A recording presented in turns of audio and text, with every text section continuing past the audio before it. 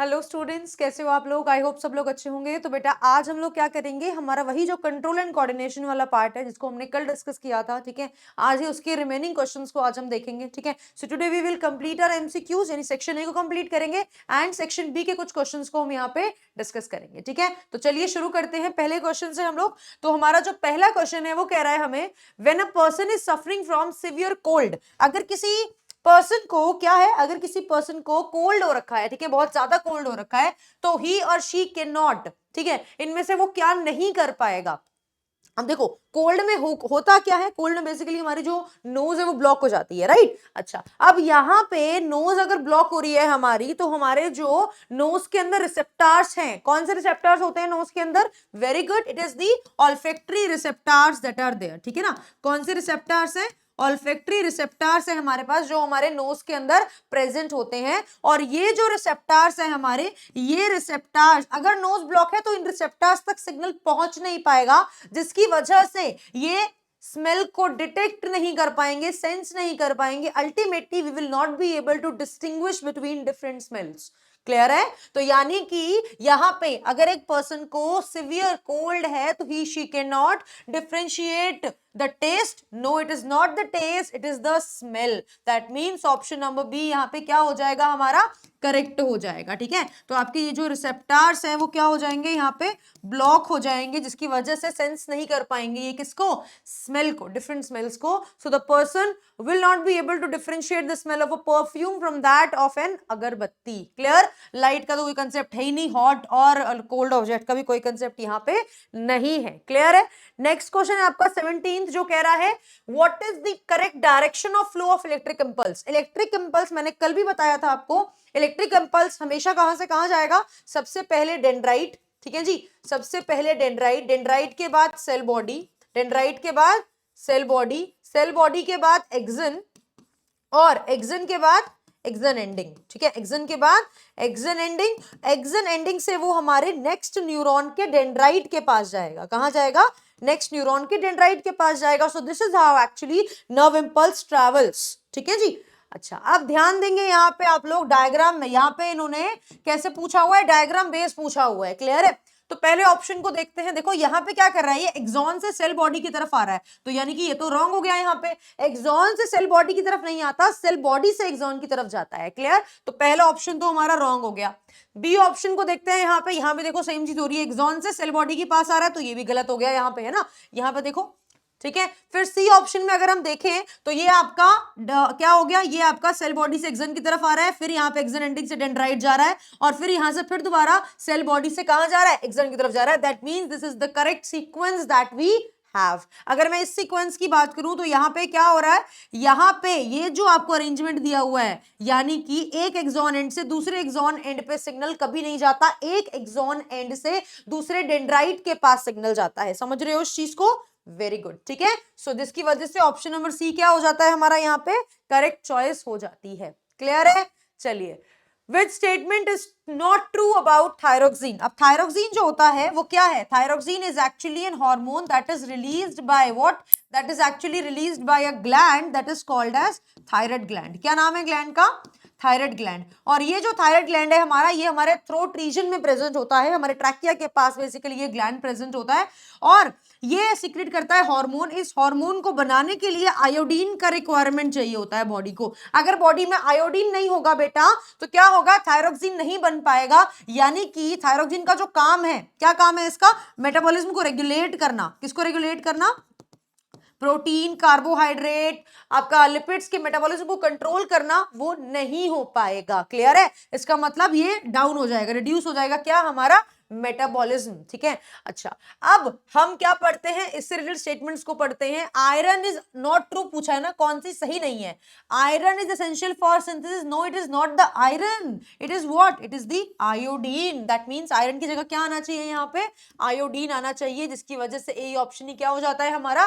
Correct choice हो जाती है, because this is not the true statement that we have related to thyroxine. It regulates carbohydrate, proteins and fat metabolism. बिल्कुल correct चीज है। Thyroid gland को iodine चाहिए, किसके लिए? थायरोक्सिन को बनाने के लिए। थायरोक्सिन को हम लोग थायराइड ग्लैंड, थायराइड हार्मोन भी कहते हैं। ये भी क्या है? बिल्कुल सही बात है यहाँ पे। क्लियर है? चलिए, डॉर्फिज्म रिलेट्स टू, डॉर्फिज्म किससे रिलेटेड होता है, ठीक है। अब डॉर्फिज्म किससे रिलेटेड है, मतलब इंसान क्या रह जाएगा यहाँ पे, बौना रह जाएगा, ठीक है ना। अच्छा, तो यहाँ पे ध्यान दो आप लोग कि हमारे पास ब्रेन में एक ग्लैंड प्रेजेंट है जिसका नाम है पिट्यूटरी ग्लैंड। क्या नाम है जिसका, पिट्यूटरी ग्लैंड। ये पिट्यूटरी ग्लैंड क्या रिलीज करता है, ये पिट्यूटरी ग्लैंड बेटा जी रिलीज करता है एक हार्मोन जिसका नाम है ग्रोथ हार्मोन। क्या नाम है जिसका, ग्रोथ हार्मोन, जो किसके लिए रिस्पॉन्सिबल है, जो बॉडी में नॉर्मल ग्रोथ और डेवलपमेंट के लिए रिस्पॉन्सिबल है। क्लियर है, किसके लिए रिस्पॉन्सिबल है, ग्रोथ एंड डेवलपमेंट के लिए रिस्पॉन्सिबल है। अब ये जो ग्रोथ आपका हार्मोन रिलीज हो रहा है, अगर ये ज्यादा रिलीज हो जाता है then there is a condition that is called as gigantism condition, जो है आपको वो देखने को मिलती है, ठीक है ना। अच्छा, अगर ये कम रिलीज हो रहा है तो क्या होगा, डॉर्फिज्म, यानी कि जो बौना है इंसान वो बेसिकली हो जाएगा, इस कंडीशन को हम डॉर्फिज्म कहते हैं। तो यहाँ पे क्या आंसर हो जाएगा आपका, excess secretion of thyroxine, thyroxine का कोई लेना देना नहीं है ग्रोथ से, ठीक है। Less secretion of growth hormone, yes, अगर ग्रोथ हार्मोन कम सिक्रीट होगा तो डॉर्फिज्म जैसी कंडीशन जो है वो हमें देखने को मिलेगी। एक्सेस सिक्रीशन को क्या कहते हैं, अभी मैंने यहाँ पे लिखा, इट इज कॉल्ड एज जिजाइंटिज्म, ठीक है जी। अच्छा, so this is actually we call as the excessive secretion of growth hormone। तो डॉर्फिज्म हमारा क्या हो गया, जब ग्रोथ हार्मोन कम सीक्रेट होगा from the pituitary gland. Dramatic changes of body features associated with puberty are mainly because of the secretion of। अब जैसे ही 10, 12, 13 साल का एक कोई भी इंडिविजुअल होता है, चाहे वो मेल हो या फीमेल हो, तो उसकी बॉडी में कुछ चेंजेस आते हैं, कुछ सडन चेंजेस आते हैं। और ये चेंजेस किस लिए हैं, ताकि वो पर्टिकुलर इंडिविजुअल सेक्सुअली मैच्योर हो सके। तो इन चेंजेस को, ये बेसिकली ये जो शुरुआत हो रही है चेंजेस की, उस ऑनसेट, उस पीरियड को प्यूबर्टी कहा जाता है, और उस एज को, उस टाइम, पूरे टाइम पीरियड को एडोलेसेंस कहा जाता है। क्लियर है, तो ये जो प्यूबर्टी चेंजेस है ये शुरू हो रहे हैं, किसकी वजह से शुरू हो रहे हैं, due to some hormones which are present in male and female. There are different hormones, male में अलग हार्मोन है, फीमेल में अलग हार्मोन है। तो मेल के अंदर हमारे पास प्रेजेंट होता है एक ग्लैंड, ठीक है, कम ऑर्गन, जिसको हम बोलते हैं क्या, जिसको हम बोलते हैं टेस्टिस। ये टेस्टिस क्या रिलीज करती है, टेस्टोस्टेरॉन रिलीज करती है। और ये testosterone is actually responsible for what, this testosterone is actually responsible for your, ठीक है, ये जो हमारा टेस्टोस्टेरॉन है ये किसके लिए रिस्पॉन्सिबल है भैया, ये टेस्टोस्टेरॉन रिस्पॉन्सिबल होता है हमारे एक तो स्पर्म्स फॉर्मेशन के लिए, या जो भी प्यूबर्टी के टाइम पे चेंजेस आते हैं उनके लिए। सिमिलरली फीमेल के केस में, है ना, फीमेल के केस में ओवरीज होती हैं, और ये ओवरीज क्या रिलीज करती हैं, ये ओवरीज ईस्ट्रोजन रिलीज करती हैं। क्या रिलीज करती हैं, ईस्ट्रोजन रिलीज करती हैं, जो किसके लिए रिस्पॉन्सिबल है भाई, जो फीमेल के अंदर आपके जो भी चेंजेस है प्यूबर्टी के टाइम पे उसके लिए रिस्पॉन्सिबल होती है। सो एस्ट्रोजन फ्रॉम टेस्टिस, जी नहीं, एस्ट्रोजन कहां से रिलीज होता है, ओवरी से रिलीज होता है। इसका मतलब ये तो यहाँ पे रॉन्ग हो गया। अच्छा, ईस्ट्रोजन फ्रॉम एड्रिनल ग्लैंड, ये भी गलत हो गया यहाँ पे। Testosterone from testis and estrogen from ovary, yes this is the correct statement. That means option number C यहाँ पे क्या हो गया हमारा, करेक्ट हो गया। अगर आप डी को देखो तो डी में कह रहा है टेस्टोस्टेरॉन जो है वो थायराइड ग्लैंड रिलीज करता है, जो कि एक गलत स्टेटमेंट है। थायराइड ग्लैंड थायरोक्सिन रिलीज करता है, एड्रिनल ग्लैंड एड्रेनाइन रिलीज करता है, जो कि एक क्या है, जो कि एक हमारा इमरजेंसी हार्मोन है। ठीक है, चलो नेक्स्ट क्वेश्चन पे आ जाते हैं। A doctor advised a person to take an injection of insulin. Doctor ने एडवाइस किया है एक इंसान को इंसुलिन का इंजेक्शन लेना।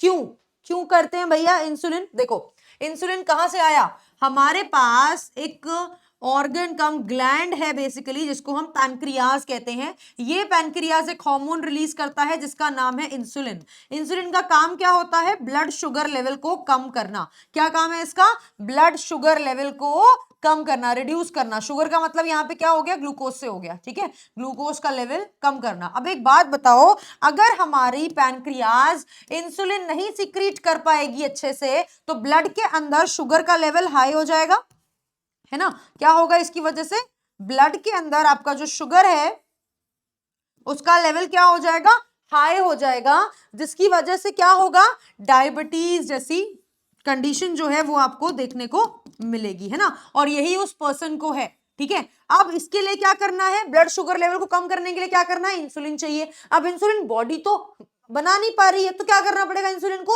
बाहर से देना पड़ेगा, इंजेक्शंस की फॉर्म में इंसुलिन को देना पड़ेगा, जो कि डॉक्टर ने एडवाइस किया है इस पर्टिकुलर इंसान को, ठीक है। तो क्यों एडवाइस किया है, because his blood sugar level was high, उसका ब्लड शुगर लेवल क्या था, हाई था, यानी उसको क्या थी, डायबिटीज थी। क्लियर है, चलें आगे।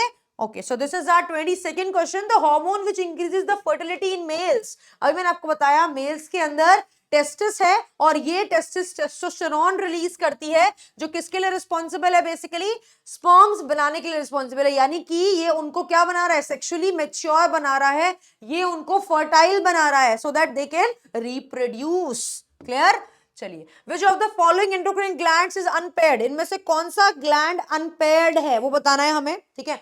तो पहला ऑप्शन है एड्रिनल ग्लैंड, जो कि किडनी के ऊपर प्रेजेंट होता है। अब किडनी पैर में होती है तो हमारे एड्रिनल ग्लैंड भी पैर में होते हैं, टेस्टिस भी पैर में है, ओवरी भी पैर में है। बचा क्या, पिट्यूटरी, पिट्यूटरी जो है वो सॉलिटरी होता है, सिंगल होता है, देयर इज नो पैर प्रेजेंट। क्लियर, तो हमारे पास ऑप्शन नंबर सी क्या हो गया, यहाँ पे करेक्ट आंसर हो गया, ठीक है। Okay, so this is about your questions जो कि हमारे एमसीक्यू बेस्ड थे। अब कुछ असर्शन और रीजन बेस्ड क्वेश्चन है हमारे पास यहाँ पे। सबसे पहला असर्शन रीजन बेस्ड क्वेश्चन जो यहाँ पे है वो आपसे कह रहा है, रीजन जो आपका असर्शन का स्टेटमेंट है वो कह रहा है मोटर न्यूरॉन टर्मिनेट होता है मोटर एंड प्लेट पे एट द न्यूरोमस्कुलर जंक्शन। देखो हमने जो भी बात की है, हमने साइनैप्स की बात की है इस चैप्टर के अंदर, और synapse is the junction between two neurons, दो न्यूरॉन्स के बीच के जंक्शन को हम साइनैप्स बोलते हैं। लेकिन ऐसा तो नहीं होगा ना, देखो मान लो सपोज करो मोटर न्यूरॉन है, ठीक है, वो यहां से सिग्नल मेरे हाथ के मसल तक लेके आ रहा है, तो जो लास्ट न्यूरॉन होगा जो फाइनली सिग्नल को कहां पास करेगा, मेरे मसल को पास करेगा, तो उन दोनों के बीच का जंक्शन होगा, मसल और न्यूरॉन के बीच का जंक्शन होगा, that junction will be called as neuromuscular junction. क्या बोलेंगे उस जंक्शन को, न्यूरोमस्कुलर जंक्शन, ठीक है। तो मोटर न्यूरॉन टर्मिनेट होता है मोटर एंड प्लेट पे, ठीक है, जो कहां प्रेजेंट होगी, आपके न्यूरोमस्कुलर जंक्शन पे प्रेजेंट होगी। तो ये स्टेटमेंट क्या है, बिल्कुल करेक्ट है यहाँ पे। अच्छा, फिर कह रहा है जो रीजन ये दे रहा है, रीजन में कह रहा है कि motor end plate acts as receptor, motor end plate एक रिसेप्टर की तरह बिहेव करेगी for detecting the changes in the muscle fibre. No, it is the membrane, plasma membrane of the muscle fibre that is actually acting as a receptor, ठीक है ना। तो क्या क्या है रिसेप्टर, एक तरीके से हमारे मसल फाइबर की जो मेम्ब्रेन होती है बेटा, प्लाज्मा मेम्ब्रेन, जिसको हम सार्कोलेमा कहते हैं, ठीक है, क्या कहते हैं इसको हम, सार्कोलेमा कहते हैं, वो एक्चुअली रिस्पॉन्सिबल होगी किसके लिए, स्पेलिंग यहां मैं लिख देती हूं, it is the sarcolemma which is actually the receptor in case of muscle fibres. Clear है, इट मींस ये स्टेटमेंट यहां पे रॉन्ग हो गया, इसका मतलब असर्शन करेक्ट है लेकिन रीजन फॉल्स है, that means option number C क्या हो गया हमारे पास यहाँ पे आंसर हो गया। चलें आगे, नेक्स्ट असर्शन कह रहा है आपसे, nerve impulse are carried from gustatory cells of taste buds to the brain. क्या क्या है, क्या बोल रहा है ये कह रहा है नर्व इंपल्सेस गस्टेटरी सेल्स जो कि टेस्ट बड पे है वहां से ब्रेन की तरफ जाते हैं। तो बिल्कुल सही बात है भाई, कोई दिक्कत नहीं है इसमें। Taste centre in the brain is responsible for perceiving the taste, बिल्कुल सही बात है। हम लोग जो भी टेस्ट डिटेक्ट कर पा रहे हैं, एक्चुअली में टेस्ट जो है लाइक हमारी टंग टेस्ट को डिटेक्ट कर रही है, बट हमें पता क्या चल रहा है कि ये इसी का टेस्ट है, वो हमें ब्रेन बता रहा है। That means the signals in the form of impulse is carried from the tongue, tongue पे भी कहां, टेस्ट बड के पास जो गस्टेटरी रिसेप्टर है, जो बेसिकली सेल्स है आपके, वहां से ये इंपल्स जनरेट हो रहा है, ब्रेन तक जा रहा है, और ब्रेन उसको परसीव कर रहा है, डिटेक्ट कर रहा है, उस टेस्ट को आइडेंटिफाई करने में हेल्प कर रहा है, और फाइनली हम क्या कर पा रहे हैं, हम समझ पा रहे हैं कि हाँ ये किसका टेस्ट है। दैट मीन्स दोनों ही स्टेटमेंट्स करेक्ट हैं, एंड असर्शन का जो रीजन यहाँ पे दिया है वो भी बिल्कुल करेक्ट है। That means option number A क्या हो गया यहाँ पे हमारा करेक्ट चॉइस हो गई। क्लियर है, चलें आगे, वेरी गुड। अब आ जाते हैं हम किस पे, 26th क्वेश्चन पे। यहाँ पे कह रहा है ये adrenaline is known as emergency hormone, मैंने अभी आपको बताया इसको हम इमरजेंसी हार्मोन बोलते हैं क्योंकि ये तब रिलीज होता है जब कभी भी कोई शॉक का कंडीशन, कोई सरप्राइज शॉक हमें लगता है, तब ये हार्मोन एकदम से हमारी बॉडी में क्या करता है, रिलीज होता है। क्लियर है, अच्छा, इसको कहते हैं इमरजेंसी हार्मोन, उसका रीजन मैं आपको दे चुकी हूं, देखते हैं क्या रीजन यहाँ पे लिखा हुआ है। तो रीजन दे रहा है ये, Adrenaline acts on the cells of skeletal, cardiac, smooth muscle, blood vessels and fat cells. Definitely in cells पे एक्ट करता है, लेकिन इसकी वजह से इसको इमरजेंसी हार्मोन नहीं बोला जाता, इसको इमरजेंसी हार्मोन बिकॉज ये उन सिचुएशंस में एक्ट करता है जो कि सरप्राइजिंग और शॉकिंग सिचुएशंस होती हैं। क्लियर, दैट मींस दोनों स्टेटमेंट करेक्ट हैं, but reason is not the correct explanation of assertion. Clear है, इसका मतलब हमारे पास जो हमारा आंसर हो गया यहाँ पे वो क्या हो गया बेटा जी, यहाँ पे हमारे पास ऑप्शन नंबर बी हमारा आंसर हो गया, ठीक है। So this completes our section A. Now we are heading towards section B, जहां पे आपको 5 क्वेश्चंस देखने को मिलेंगे, ठीक है, and these questions will be 2 marker, ठीक है। चलो पहला क्वेश्चन देखते हैं हम, विच is the largest and most prominent part of the brain.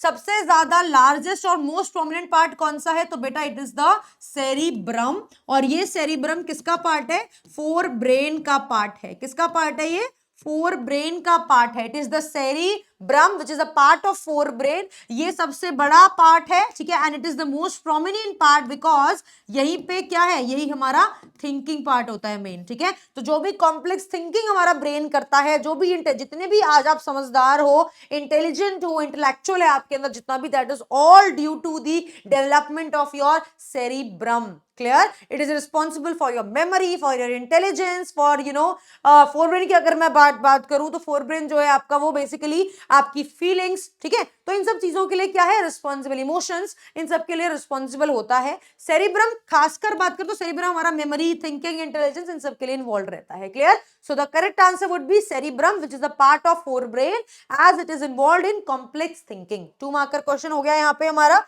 चलते हैं आगे हम लोग।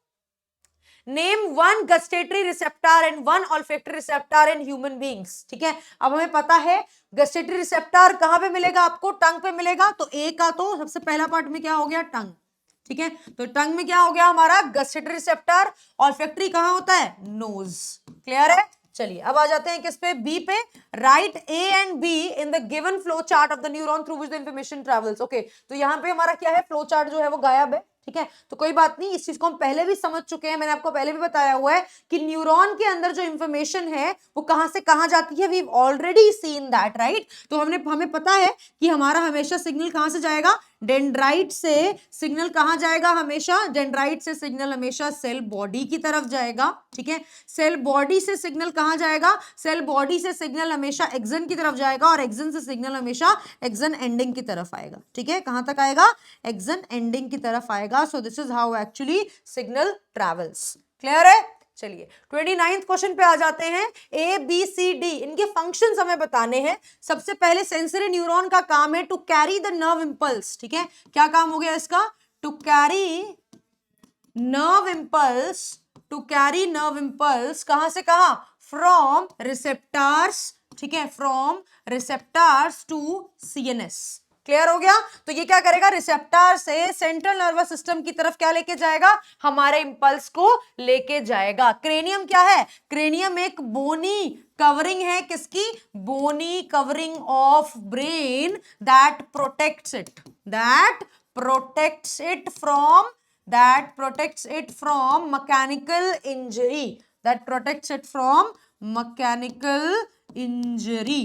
क्लियर है भाई, चलो अब आ जाते हैं C, vertebral column. Vertebral column भी एक बोनी कवरिंग है, किसके बाहर, it is a bony covering of spinal cord, ठीक है। बाकी सब स्टेटमेंट आप लिख सकते हो, that protects it from the mechanical injury, ठीक है। डी की बात करते हैं, मोटर न्यूरॉन। तो मोटर न्यूरॉन क्या करेगी, it carries nerve impulse from CNS to muscle या ग्लैंड, ठीक है, मसल या ग्लैंड। क्लियर है, चलिए 30th क्वेश्चन कह रहा है हमसे, state the function of thyroxine in human body. Human body के अंदर थायरोक्सिन का फंक्शन आपसे पूछा हुआ है। अभी हमने देखा थायरोक्सिन का फंक्शन होता है क्या, हमारे प्रोटीन, ठीक है जी, protein, carbohydrate and fat metabolism को, फैट्स के मेटाबॉलिज्म को क्या करना, कंट्रोल करना, ठीक है जी। क्या करना, इसको कंट्रोल करना, या हम लिख सकते हैं रेगुलेट करना। क्या करना, रेगुलेट करना। This is the function of your thyroxine. Clear है, चलिए इसी रिलेटेड एक लास्ट क्वेश्चन है हमारा आज के लिए, जो है state the consequence of low TSH level. अगर देखो टीएसएच एक नया टर्म आया है यहाँ पे, ठीक है। आप टीएसएच की जगह आप क्या कर सकते हो, थायराइड हार्मोन कर सकते हो, नॉर्मली टीएच कर सकते हो इसको, ठीक है। वैसे टीएसएच क्या है, टीएसएच एक हार्मोन है जिसको हम कहते हैं थायराइड स्टिमुलेटिंग हार्मोन। क्या है ये हमारा, ये थायराइड स्टिमुलेटिंग हार्मोन।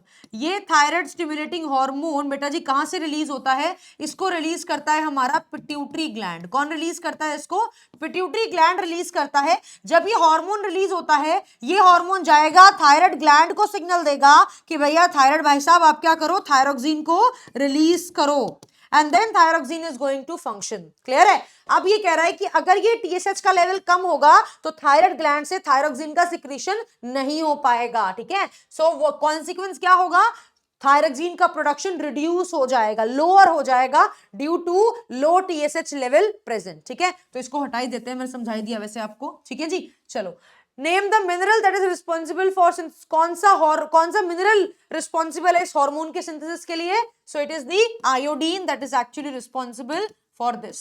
ठीक है जी, आयोडीन इसके लिए रिस्पॉन्सिबल है, और हार्मोन क्या हो गया हमारा, थायरोक्सिन। अगर ये हार्मोन नहीं बनेगा तो मेटाबॉलिज्म इन चीजों का डिस्टर्ब हो जाएगा, प्रोटीन, कार्बोहाइड्रेट, फैट्स का, एंड इस हार्मोन को बनाने के लिए आयोडीन चाहिए। अगर आयोडीन की कमी होती है बॉडी में तो थायरोक्सिन नहीं बनेगा, जिसकी वजह से आपका थायराइड ग्लैंड कई बार एक्सपैंड कर जाता है, जिस कंडीशन को हम गॉइटर कहते हैं। क्या कहते हैं उसको, हम गॉइटर कहते हैं। ठीक है, so this is about your 31st question and the last question I guess. ठीक है, तो ये हमारा क्या हो गया, yes, so this is the last question that we have of this particular आज का जो भी सेशन था हमारा उसका। ठीक है, नेक्स्ट क्लास में हम क्या करेंगे, नेक्स्ट क्लास में, नेक्स्ट लेक्चर में we are going to discuss about section C. ठीक है, फिर हम section C and then finally हम सेक्शन डी को देखेंगे, and we are going to wrap up this particular topic. ठीक है, इसके बाद फिर हम कंट्रोल एंड कोऑर्डिनेशन प्लांट्स में कैसे होता है, ठीक है, क्या उसके अंदर आपका लाइक डिफरेंट टाइप के मूवमेंट्स क्या हैं, ठीक है, फोटोट्रोपिज्म क्या है, डिफरेंट हार्मोन्स का काम क्या है,